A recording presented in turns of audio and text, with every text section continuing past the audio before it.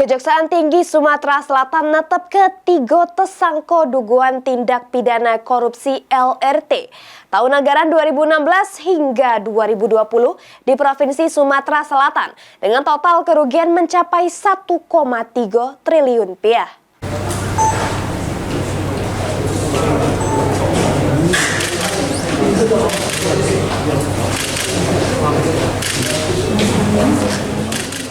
Kejaksaan Tinggi Sumatera Selatan menetapkan 3 tersangka dugaan tindak pidana korupsi LRT tahun anggaran 2016 hingga 2020 di Provinsi Sumatera Selatan.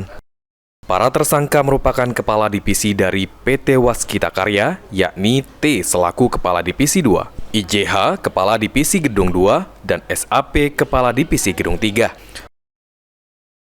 Asisten Bidang Tindak Pidana Khusus Kejaksaan Tinggi Sumatera Selatan, Umar Yadi, mengatakan, dari hasil pemeriksaan, para tersangka menggunakan modus operandi pada tahap perencanaan dengan menaikkan anggaran pada kontrak kerja perencanaan dan aliran dana suap atau gratifikasi kepada sejumlah pihak dengan senilai 25 miliar 600 juta rupiah. Kepada para tersangka selanjutnya dilakukan penahanan selama 20 hari ke depan.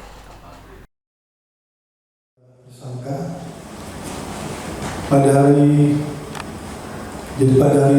tim penyidik tindak pidana khusus Kejati Sumatera Selatan telah menetapkan 3 orang tersangka dalam penyidikan perkara dugaan tindak pidana korupsi kegiatan pekerjaan pembangunan prasarana api ringan atau LRT di Provinsi Sumatera Selatan dengan estimasi kerugian negara 1,3 triliun. Dalam perkara ini, Kejaksaan Tinggi Sumatera Selatan memperkirakan total kerugian uang negara mencapai 1,3 triliun rupiah.